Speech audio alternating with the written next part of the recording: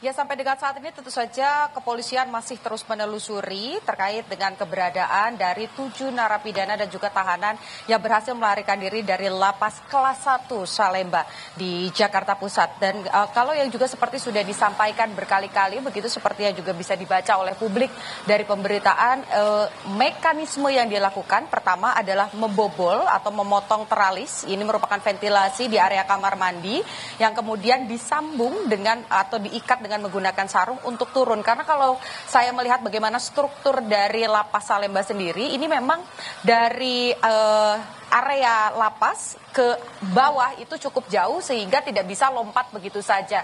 Dan juga ada beberapa tingkatan-tingkatan seperti pagar-pagar yang harus dilalui. Jadi setelah dibobol teralis yang ada di kamar, tepatnya itu di Blok S, kamar nomor 16, lalu kemudian menggunakan sarung dan masuk ke gorong-gorong.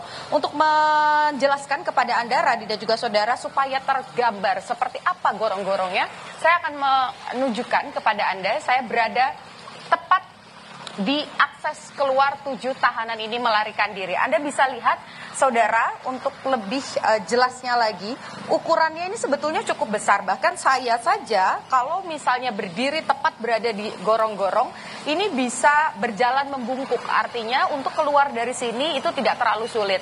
Dan kalau yang Anda saksikan di layar kaca saat ini, memang ini sudah ditutup oleh pihak lapas, artinya ada pagar baru, teralis baru yang dipasang untuk mengantisipasi adanya peristiwa serupa terjadi lagi.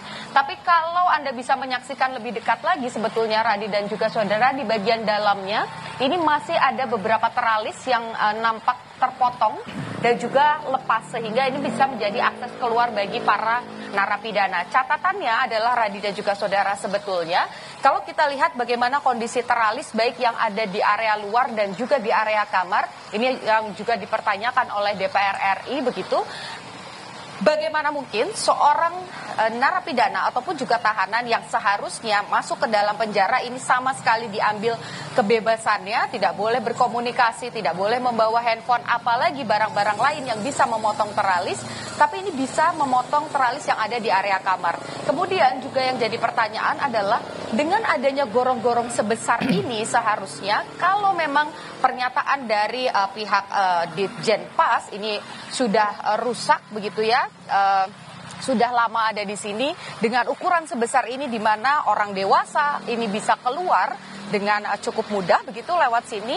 Harusnya ini juga menjadi catatan bahwa pengawasan ini bukan hanya dilakukan di area dalam saja, tapi juga di area sekitaran lapas ini, termasuk juga di gorong-gorong ini. Bagaimana kemudian harapannya ketika misalnya ada akses yang sebesar ini, ada kerusakan, secara langsung akan diperbaiki. Dan juga saudara, selain itu yang saya amati juga dari sore tadi sampai dengan saat ini saya melaporkan kepada Anda, Radi, memang di area belakang ini, baik itu di area pagar di pinggir-pinggir lapas ataupun juga di sepanjang jalan dan pos kamling yang ada di depan, saya tidak melihat adanya CCTV yang kemudian bisa merekam aktivitas mencurigakan, karena kan ketakutannya atau dugaan sementara apakah memang ada pihak luar juga yang membantu untuk memotong area gorong-gorong ini. Nah, itu yang kemudian jadi pertanyaan, karena tidak ada CCTV, lantas bagaimana pengawasannya? Lalu kalau Anda lihat juga dari area gorong-gorong tempat tadi saya menunjukkan kepada Anda,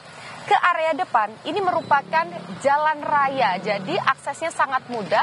Ada transportasi online, ada ojek daring, kemudian juga kalau berjalan sekitar 150 meter ke sisi kiri layar begitu, Radi dan juga saudara, ini juga sudah merupakan jalan utama di mana aksesnya ini sangat mudah untuk kemudian entah itu ada yang menjemput atau memang menggunakan transportasi yang ada di sekitar sini.